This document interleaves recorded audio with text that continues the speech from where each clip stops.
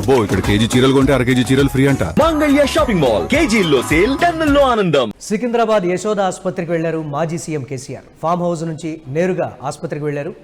నర్సంపేట మాజీ ఎమ్మెల్యే పెద్ది సుదర్శన్ రెడ్డిని ఆసుపత్రిలో పరామర్శించారు గులాబీబాస్ కేసీఆర్. కుటుంబ సభ్యులతో మాట్లాడి ఆరోగ్య పరిస్థితిని తెలుసుకున్నారు. ధైర్యంగా ఉండాలంటూ కూడా కేసీఆర్ భరోసా ఇచ్చారు. 2001 నుండి బీఆర్ఎస్ పార్టీలోనే పెద్ది సుదర్శన్ రెడ్డి ఉన్నారు. కేసీఆర్కు అత్యంత ఆప్తుడిగా కూడా పెద్ది సుదర్శన్ రెడ్డికి పేరుంది. నిన్న హన్మకొండలో సుదర్శన్ రెడ్డికి గుండెపోటు వచ్చిన సంగతి తెలిసింది. సిపిఆర్ చేసి గ్రీన్ ఛానల్ ద్వారా యశోద ఆసుపత్రికి తరలించారు. ఇప్పటికే పెద్ది సుదర్శన్ రెడ్డిని మంత్రి కేటీఆర్తో వెళ్ళి మంత్రి సీతక్క కూడా పరామర్శించారు. ప్రభుత్వం తరపున అన్ని రకాల సహాయం ఉంటుందని కూడా భరోసా ఇచ్చారు మంత్రి. ఇక పెద్ది సుదర్శన్ రెడ్డిని బీజేపీ ఎంపీ ఈటల రాజేందర్ కూడా పరామర్శించారు.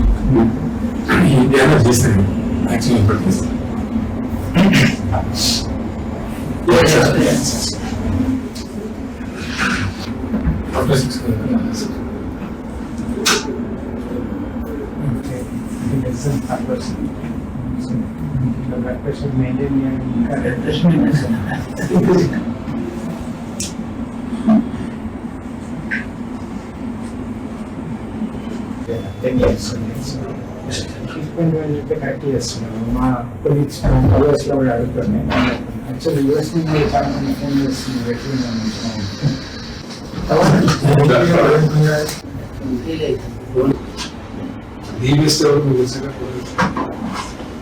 పల్మనరీ ఏంటంటే యూఎస్ 3 ప్లేసెస్, న్యూయార్క్ ఒకటి, క్లీవ్లాండ్ క్లినిక్ / మేయో క్లినిక్. ఏ ప్రాబ్లం లేదు. అవును సార్.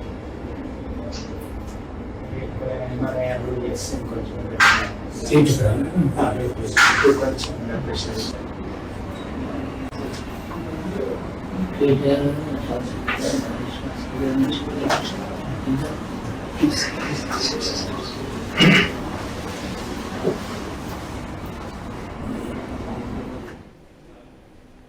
కేసీఆర్ వైద్యులతో మాట్లాడి పెద్ది సుదర్శన్ రెడ్డి ఆరోగ్య పరిస్థితి గురించి కూడా వాకప్ చేశారు. కుటుంబ సభ్యులతో కూడా మాట్లాడారు. కేసీఆర్ వెంట ఇతర కీలక నేతలు కూడా ఉన్నారు.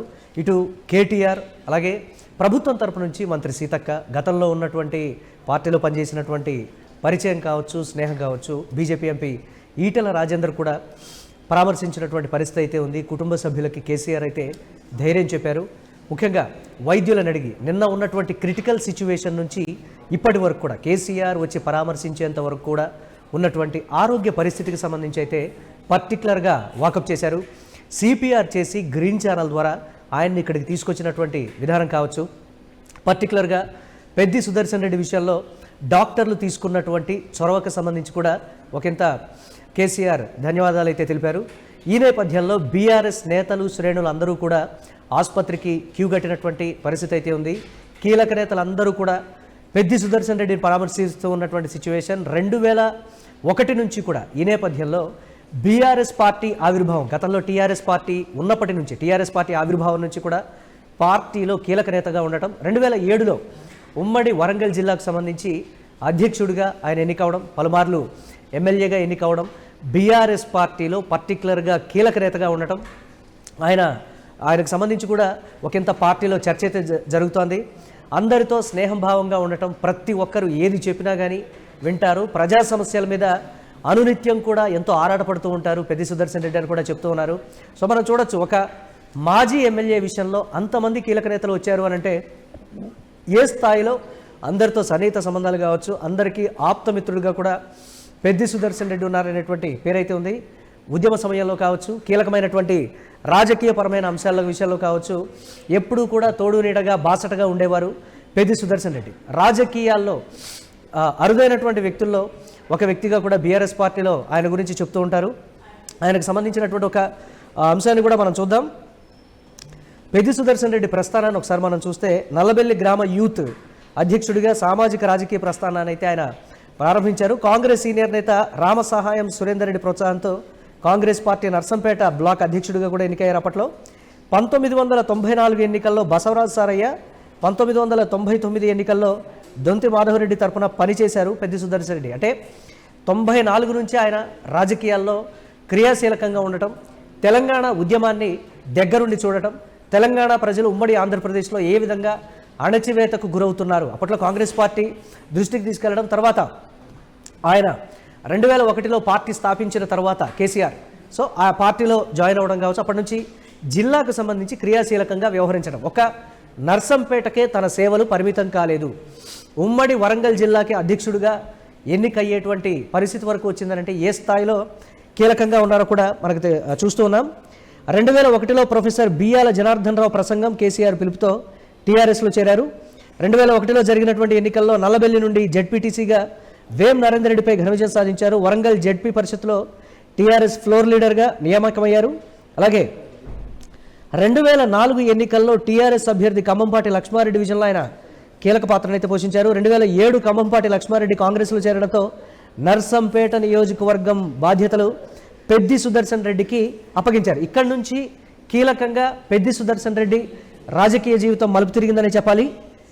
అలాగే 2007 వరంగల్ జిల్లా అధ్యక్షుడిగా, టీఆర్ఎస్ పోలిట్ బ్యూరో మెంబర్గా 2014 వరకు బాధ్యతలు చేపట్టారు. అంటే తెలంగాణ సాకారం అయ్యేంత వరకు 2007 నుంచి 2014 వరకు తెలంగాణ సాకారం అయ్యే వరకు పెద్ది సుదర్శన్ రెడ్డి చేసినటువంటి సేవలు కావచ్చు, రాజకీయపరమైనటువంటి అంశాల విషయంలో కావచ్చు, దాని గురించి ఒక చర్చ కూడా ఉంది. 2009లో ప్రారంభమైనటువంటి తెలంగాణ ఉద్యమానికి వరంగల్ జిల్లాలో అన్నీ తానే నడిపించినటువంటి వ్యక్తిగా కూడా పెద్ది సుదర్శన్ రెడ్డికి పేరుంది. 2014లో మొదటిసారి నర్సంపేట నుంచి టీఆర్ఎస్ తరఫున పోటీ చేశారు, స్వల్ప మెజారిటీతో ఓడిపోయారు. 2014లో సివిల్ సప్లై కార్పొరేషన్ చైర్మన్గా కూడా క్యాబినెట్ ర్యాంకు హోదాతోటి ఆయన ఉన్నటువంటి పరిస్థితి. 2018 ఎన్నికల్లో మొదటిసారి అసెంబ్లీకి పెద్ది సుదర్శన్ రెడ్డి ఎన్నికైనటువంటి పరిస్థితి ఉంది. ఆయన రాజకీయ ప్రస్థానం కావచ్చు, ఒక్కసారి ఎమ్మెల్యే అయినప్పటికీ కూడా కేసీఆర్ స్థాయి వ్యక్తులతో ఆయనకు ఉన్నటువంటి సన్నిహిత సంబంధాలు వరంగల్ జిల్లా వ్యాప్తంగా 2007 నుంచి 2014 వరకు, అంటే ఉద్యమం తీవ్ర స్థాయిలో ఉన్నటువంటి ఆ పరిస్థితుల వరకు కూడా పెద్ది సుదర్శన్ రెడ్డి చేసినటువంటి పోరాటాలు కావచ్చు, వీటన్నిటికి సంబంధించి దానికి లాయల్గా ఈ నేపథ్యంలో వరంగల్ జిల్లా అధ్యక్షుడి బాధ్యతలు కూడా అప్పుడు అప్పగించడం, దాన్ని సక్రమంగా కూడా నెరవేర్చడం. ఈ నేపథ్యంలో 2007 నుంచి 2014 మధ్యలో టీఆర్ఎస్ పార్టీని ఉమ్మడి వరంగల్ జిల్లా వ్యాప్తంగా ఏ స్థాయిలో పెద్ది సుదర్శన్ రెడ్డి బలంగా నిలిపారనేది కూడా ఒకంత పార్టీలో చర్చ అయితే జరుగుతుంది.